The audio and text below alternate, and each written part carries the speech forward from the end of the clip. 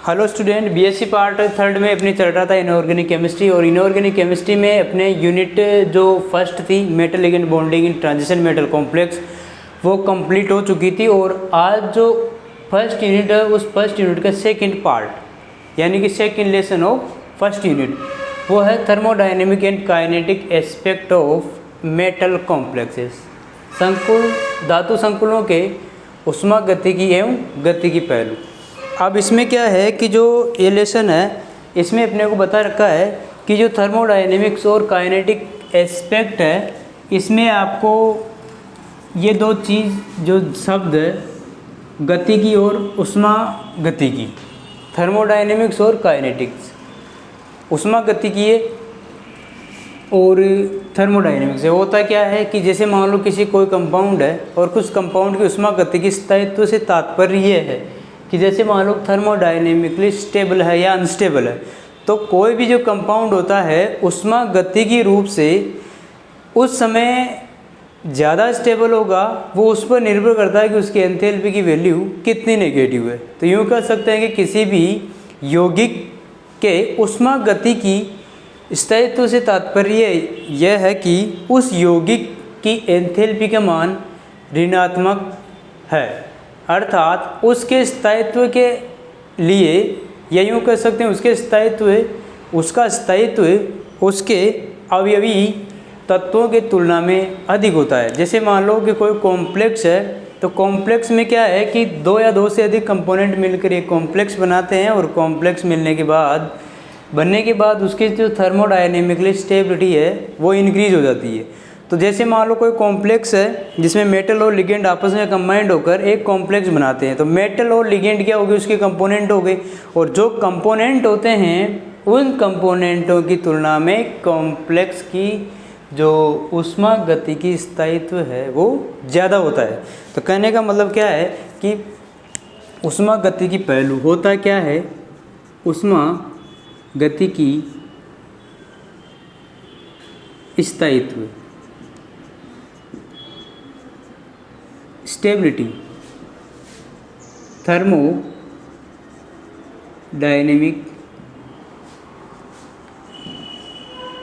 Stability. जो thermodynamically stability है यानी कि किसी यौगिक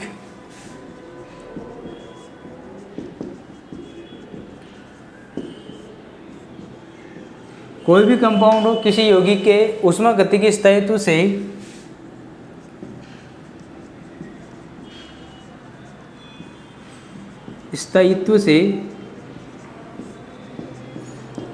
यह तात्पर्य है कि उस यौगिक का जो एंथैल्पी है या फिर एंथैल्पी की नेगेटिव है या पॉजिटिव है, उस पर डिपेंड करता है कि वो कितना ज़्यादा स्टेबल है। तात्पर्य है कि उस यौगिक की एंथैल्पी के मान, उस यौगिक की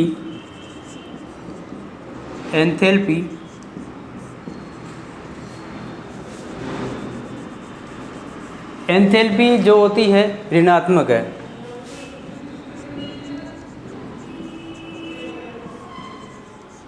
अर्थात किसी भी कंपाउंड में या किसी भी यौगिक के अंदर या उसका जो स्थायित्व है उसके अवयवी तत्वों की तुलना में अधिक होता है। किसी यौगिक का स्थायित्व उसके अवयवी तत्वों की तुलना में अधिक है। अब जैसे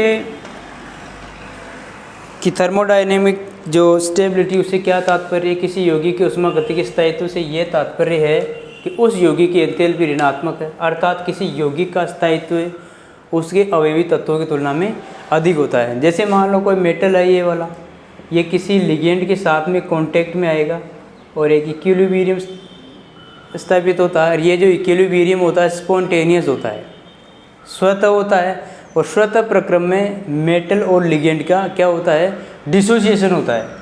मेटल और लिगेंड जो ये बनेगा, ये कॉम्प्लेक्स बनेगा। इस कॉम्प्लेक्स में ये मेटल और स्पॉन्टेनियस, ये स्वतः प्रक्रम है, स्वतः प्रक्रम, जिसमें फॉर्म हो रहा है आपके मेटल इसका कॉम्प्लेक्स का, और जो मेटल और लिगेंड का भी डिसोसिएशन होता है। तो ये तो हो गया आपके कंपोनेंट अवयव, और ये हो गया आपका संकुल। तो थर्मोडायनेमिकली देखा जाए तो इनकी तुलना में ये ज़्यादा स्टेबल है कि नहीं? तो इसके लिए इसकी वैल्यू भी एंथैल्पी ज़्यादा ऋणात्मक हो जाएगी, एंथैल्पी का मान ज़्यादा होगा, इसके लिए ज़्यादा होगा, तो थर्मोडायनेमिकली दिया गया कॉम्प्लेक्स कंपाउंड क्या हो जाएगा? स्टेबल हो जाएगा। ये जो कंपोनेंट एलिमेंट है या कंपोनेंट पार्टिकल्स है, ये कम स्टेबल होते हैं इस कॉम्प्लेक्स की तुलना में, ठीक है। इस रिएक्शन से में ये जो रिएक्शन है, इस रिएक्शन में यदि सामने फॉरवर्ड डायरेक्शन में है तो दिया गया कॉम्प्लेक्स ज़्यादा स्टेबल होगा, और यदि बैकवर्ड है तो दिया गया कॉम्प्लेक्स कम स्थायी होगा। ऐसे लिख सकते हैं, इस रिएक्शन में यदि साम्य अग्र दिशा में है तो संकुल ज़्यादा स्थायी होगा,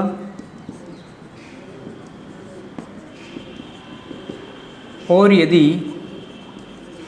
साम्य इक्विलिब्रियम पश्चिम दिशा में या बैकवर्ड डायरेक्शन में पश्चिम दिशा में है तो संकुल कम स्थायी होता है।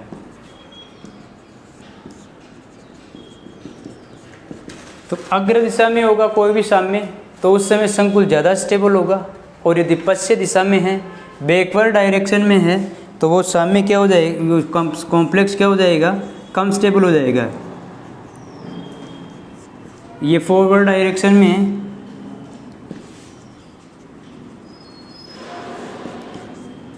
यदि फॉरवर्ड यानी अग्र दिशा में है तो साम्य तो ज़्यादा स्थायी कॉम्प्लेक्स का निर्माण होता है, और यदि पश्चिम दिशा में है तो कम स्थायी कॉम्प्लेक्स का क्या होता है? फॉर्मेशन होता है। तो आगे यहाँ तक नोट कर लो।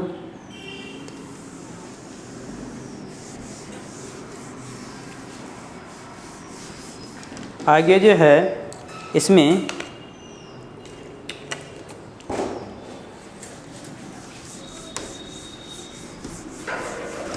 एक नोट लगाते हैं और उस नोट से पुष्टि करते हैं कि थर्मोडायनेमिक में क्या क्या शब्द यूज करते हैं स्टेबिलिटी के लिए।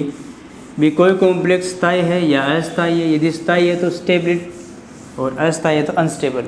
तो नोट में क्या करेंगे कि जैसे मान लो कि कोई ऊष्मागतिकी स्थायित्व में हम किसी धातु लिगेंड बंद ऊर्जा तथा स्थायित्व आदि की चर्चा करते हैं कि बंद ऊर्जा क्या है इसकी, या बंद ऊर्जा के आधार पे आप उस कॉम्प्लेक्स को क्या कर सकते हैं कि स्टेबल बता सकते हैं कि बंद ऊर्जा ज़्यादा होने के साथ साथ में दिया गया कॉम्प्लेक्स कंपाउंड ज़्यादा स्थायी होता है। इसमें हम संकुल को स्थायी या अस्थायी शब्द से ही क्या करते हैं, उसको डिफाइन करते हैं। तो ऊष्मागतिकी स्थायित्व में थर्मोडायनेमिक स्टेबिलिटी हम धातु संकुलों में इसकी जो बॉन्ड एनर्जी होगी मेटल और लिगेंड के बीच में, संकुलों में लिगेंड या फिर लिगेंड और मेटल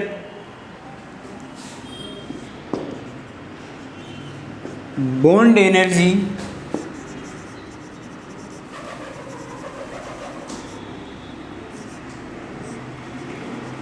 बंद ऊर्जा, या यूँ कह सकते हैं कि इसकी जो बनने का निर्माण है उसमें बॉन्ड एनर्जी ज़्यादा रिलीज होगी तो बनने वाला बॉन्ड भी क्या है, ज़्यादा स्थायी होगा। तथा स्थायित्व स्थिरांक तथा स्टेबिलिटी कांस्टेंट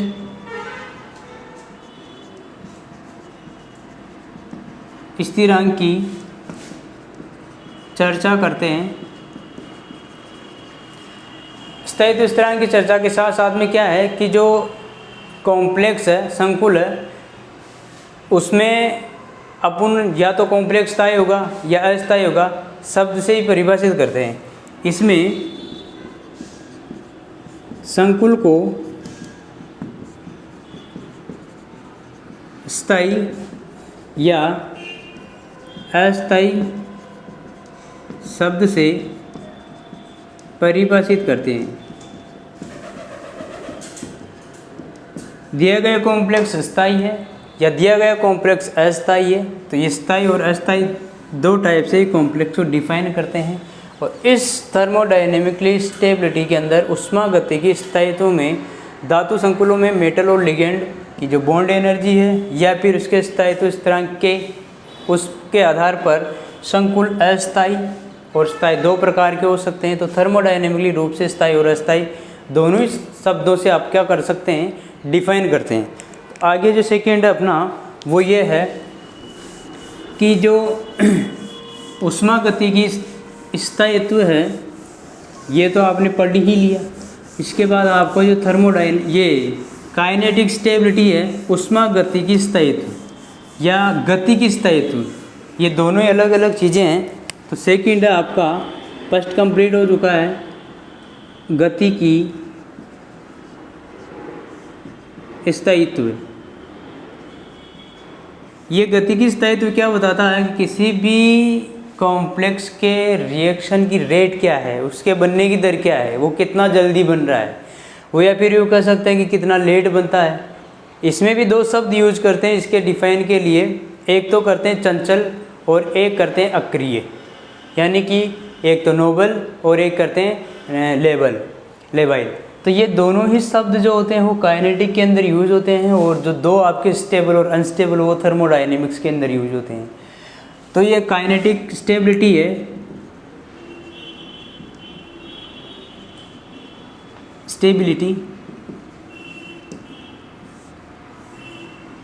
जो काइनेटिक स्टेबिलिटी है इसके अंदर क्या होता है कि किसी भी संकुल का गतिक या फिर स्थायित्व साम्य अवस्था में अभिक्रिया की गति या उसके वेग या उसकी क्या है, उसकी दर क्या है, बनने की दर क्या है संकुल, इसमें रिएक्शन को क्या करते हैं, वेग की क्रियाविधि आदि की चर्चा करते हैं। रिएक्शन की वेग की क्रियाविधि क्या है या फिर रिएक्शन की मैकेनिज्म जो होती है उसके बनने की दर क्या है, प्रोडक्ट के बनने की दर। तो उसमें क्या है कि रेट ऑफ रिएक्शन वो डिटरमाइन किया जाता है इसके अंदर।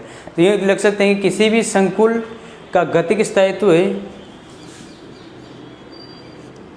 किसी भी संकुल का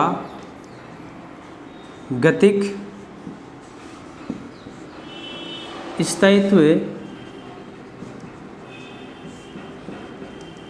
साम्यावस्था,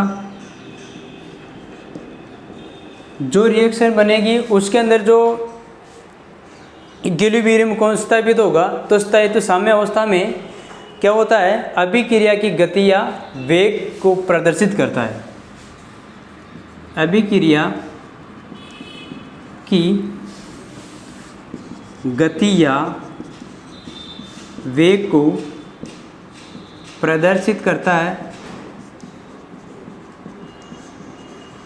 अब रेट ऑफ क्या है उसकी, या फिर यूँ कह सकते हैं कि उस अभिक्रिया की वेग क्या है, उसका दर क्या है साम्य अवस्था के अंदर।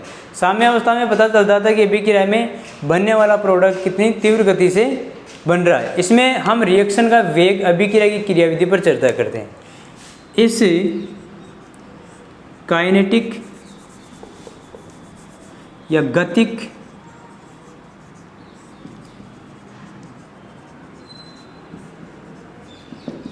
अभिक्रिया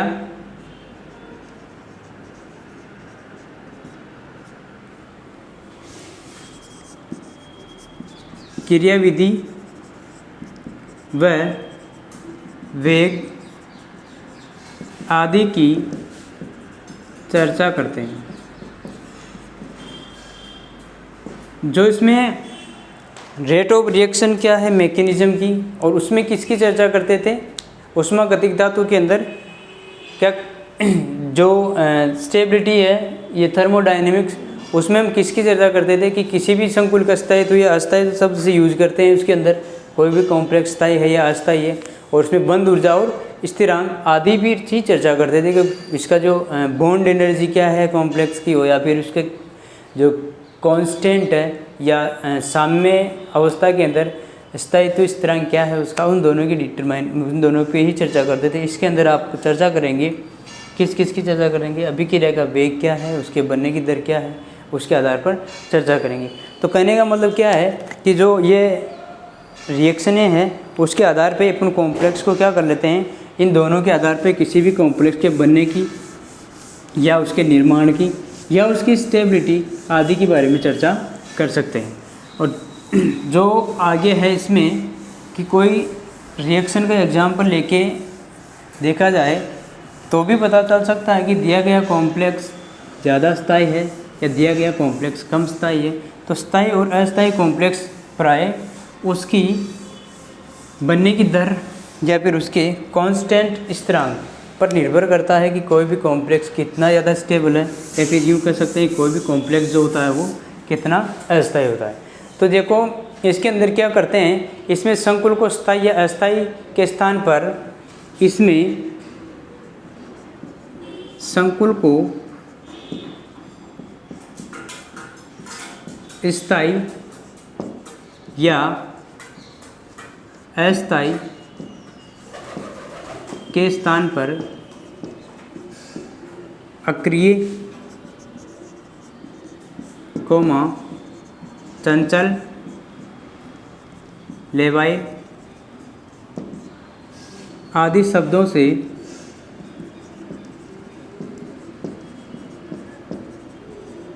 दर्शाते हैं। तो कोई भी कॉम्प्लेक्स जो होता है वो स्टेबल है या अनस्टेबल है, इसके आधार पर ही अपन क्या कर सकते हैं, किसी भी कॉम्प्लेक्स के अंदर उसकी स्टेबिलिटी या उसके बारे में आसानी से क्या कर सकते हैं, पता कर सकते हैं।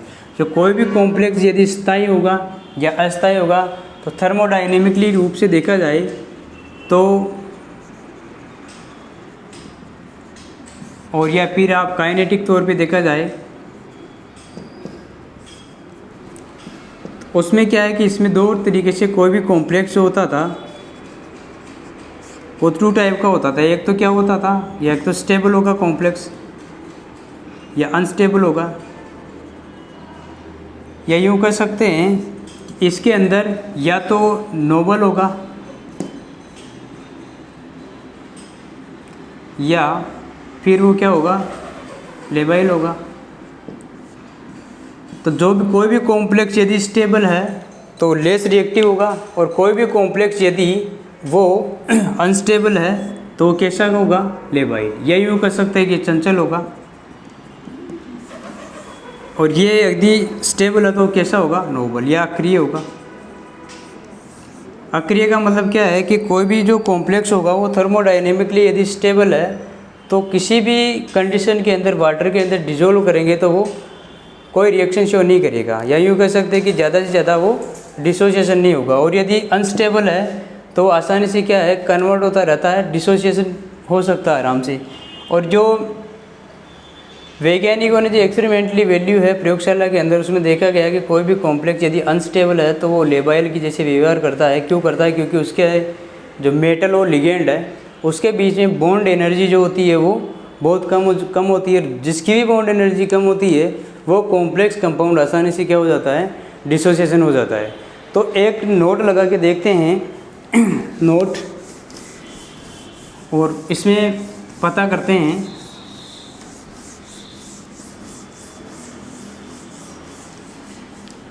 नोट में अंदर संकुल यौगिकों को ऊष्मागतिकी स्थायित्व को समझाने के लिए संकुल यौगिकों को ऊष्मागतिकी रूप से समझाने के लिए निम्न रिएक्शन पर विचार करते हैं। जैसे मान लो कोई रिएक्शन है, उस रिएक्शन को यदि देखा जाए तो उस रिएक्शन के अकॉर्डिंग ही क्या है, किसी भी रिएक्शन को क्या है, यह कॉम्प्लेक्स है उसको बता सकते हैं। जैसे कोई मेटल है, ये मेटल इस लिगेंड के कांटेक्ट में आकर एक प्रोडक्ट बनाता है ये वाला। यदि मैं इसको K निकालूं, इसका साम्य स्थिरांक, तो क्या हो जाएगा, metal product divide by reactant. जैसे जैसे K की वैल्यू ज़्यादा होगी तो कॉम्प्लेक्स संकुल जो होगा वो मोर स्टेबल होगा, अधिक स्थायी होगा, और यदि K की वैल्यू कम है तो कॉम्प्लेक्स कम स्थायी होगा, लेस स्टेबल होगा। तो K की वैल्यू डिपेंड करती है कि कोई भी कॉम्प्लेक्स जो होता है वो कितना ज़्यादा स्टेबल होगा या कितना ज़्यादा स्टेबल होगा या कितना ज़्यादा अनस्टेबल होगा, वो K की वैल्यू पर डिपेंड करता है। दूसरी बात क्या है कि यौगिक की जो ऊष्मागतिकी स्थायित्व है, थर्मोडायनेमिकली स्टेबिलिटी, जो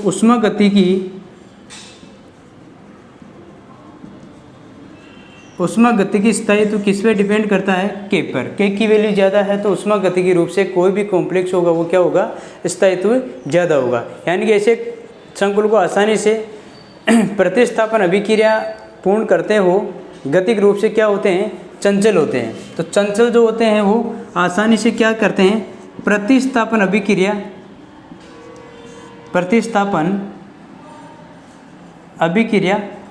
पूर्ण करते हैं। प्रतिस्थापन अभिक्रिया पूर्ण करने का मतलब क्या है कि दिया गया कॉम्प्लेक्स कैसा है, चंचल है। और यदि प्रतिस्थापन अभिक्रिया आसानी से नहीं करता है तो वो क्या है, गतिक रूप से अक्रिय। गतिक रूप से, यदि काइनेटिक रूप से देखा जाए या गतिक रूप से देखा जाए तो यदि प्रतिस्थापन अभिक्रिया पूर्ण नहीं करते हो तो गतिक अक्रिय है, और ये क्या है, चंचल है। तो ये दोनों ही चीज़ें आपको समझनी है कि स्टेबल कौन है और अनस्टेबल कौन है। तो ऊष्मागतिकी रूप से स्टेबल कंपाउंड अक्रिय होते हैं और गतिक रूप से कैसे होते हैं, वो मतलब स्थायी अक्रिय होते हैं। तो ऊष्मागतिकी रूप से कोई भी कॉम्प्लेक्स यदि स्टेबल है तो वो काइनेटिक तौर पे अक्रिय होते हैं। ऊष्मागतिकी रूप से कोई भी कॉम्प्लेक्स यदि चंचल है तो वो काइनेटिक रूप से मतलब थर्मोडायनेमिक रूप से अनस्टेबल है। तो कोई भी कॉम्प्लेक्स यदि देखा जाए तो काइनेटिक तौर पर वो कैसा है, चंचल है। कोई भी कॉम्प्लेक्स कंपाउंड यदि सब्स्टिट्यूशन या प्रतिस्थापन अभिक्रिया कंप्लीट करता है तो वो चंचल है, और यदि प्रतिस्थापन अभिक्रिया कंप्लीट नहीं करता है तो कैसा व्यवहार करता है, अक्रिय रूप से व्यवहार करता है। तो ये संकुलों की सामान्य स्थायित्व के बारे में पढ़ा है आज। अगली क्लास के अंदर इसके बारे में नेक्स्ट टॉपिक पर चर्चा करेंगे। जब तक thank you so much, have a nice day.